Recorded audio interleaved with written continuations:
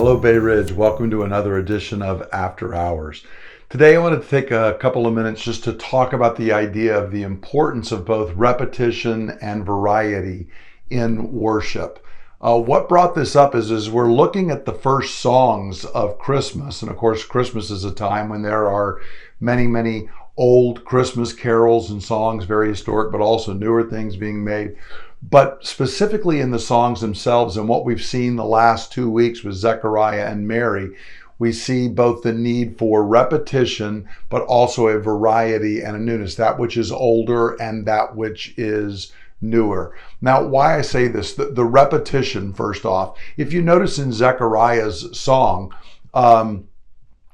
first off, I was surprised, as I've learned in recent years, that this passage, what's known as the Benedictus, again, arising from the first word, Zechariah's song from Luke 1:67 to verse 79, is part of the daily prayers in many churches. And when I say many churches, I mean in historic Lutheran churches, Anglican churches, Roman Catholic churches, Eastern Orthodox. They all repeat this prayer, this song, each and every day as part of their own prayers. So it's done daily for many Christians around the world and has been done for many years. Now, I've been using the Book of Common Prayer, the daily worship of the Anglican Church, just as my quiet time this year. I was doing that for a sense of variety, for something new, something different than what I've done in years past for my devotions. And one of the things I've seen is hearing the Benedictus every single day has had the effect that when they begin that song, I'm so familiar with it without even looking, I can pray along with them because it's become a part of my rhythm, a part of my understanding. And it's so important as we do that to help soak these things deep inside us. And the reason this passage was picked, they didn't just pick a random passage of scripture, is because it's such a great summary of the whole Old Testament. You're hard pressed to find 12 verses that could more succinctly summarize what God had done in the Old Testament and then its fulfillment happening through Jesus in the New Testament.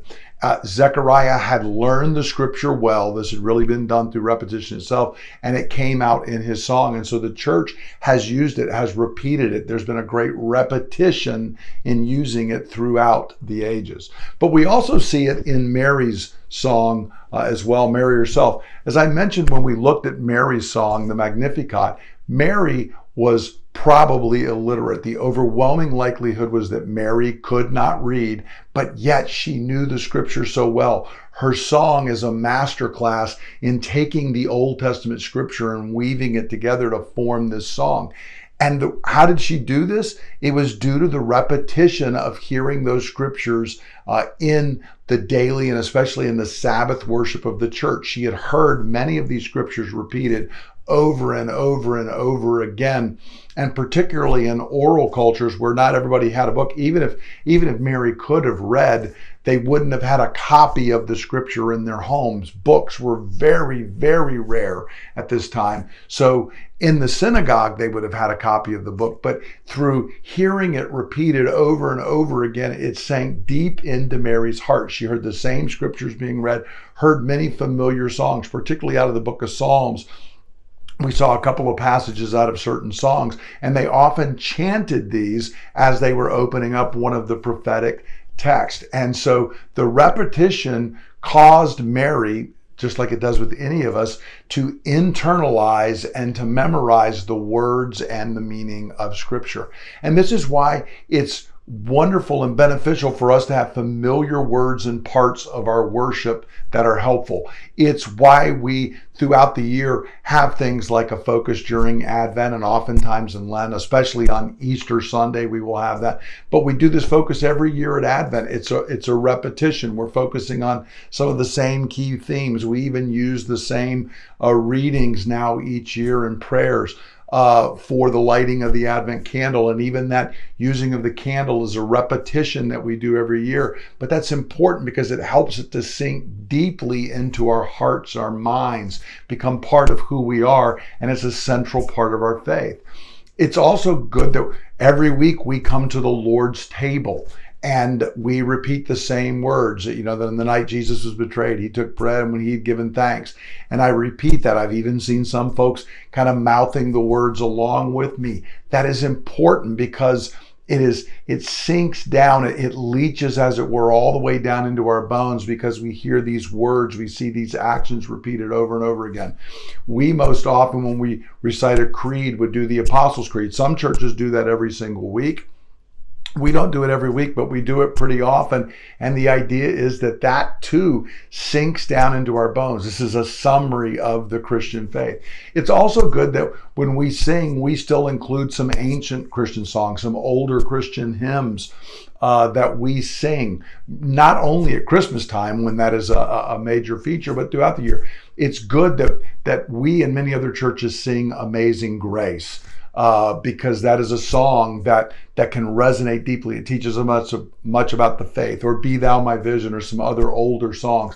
They are very, very good. It gives us a shared deposit of faith, and it helps us to understand it. And this is a point that in recent decades and years, we've kind of wanted to throw away that, but losing the repetition, losing that which is historic, is actually unhealthy for the church. But with that said, there is a flip side, and that is that we also need variety in worship. We need something that is new. We need the newness. We need the variety. We need newer things so that the repetition of that which is older and historic doesn't become stale. And we learn this from Zechariah and Mary as well. In other words, Zechariah didn't just quote an Old Testament song, nor did Mary.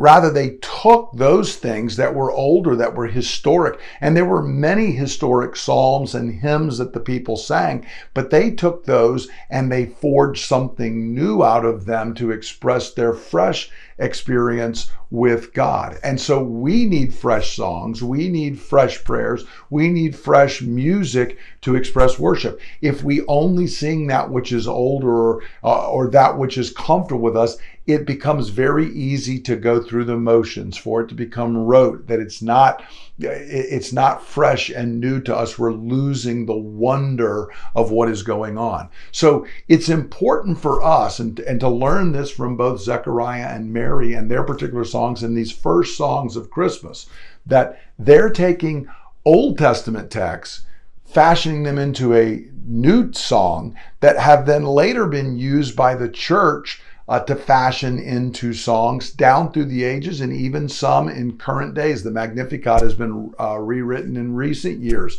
by a variety of people. These are all opportunities for us to do. It's a balance of that which is older and that which is newer, a balance of repetition and variety that builds a deep, robust, historic, and yet ever-present faith. And that's what we want to try and accomplish. So if you're ever wondering why we might repeat the same words at the Lord's table, or why we focus on Advent every year, why we have certain parts of our worship that seem very familiar, and yet other things that are newer, it's because we're trying to have both repetition and variety, that which is older and historic and that which is new. Both of them are important for a balanced, healthy, vibrant faith.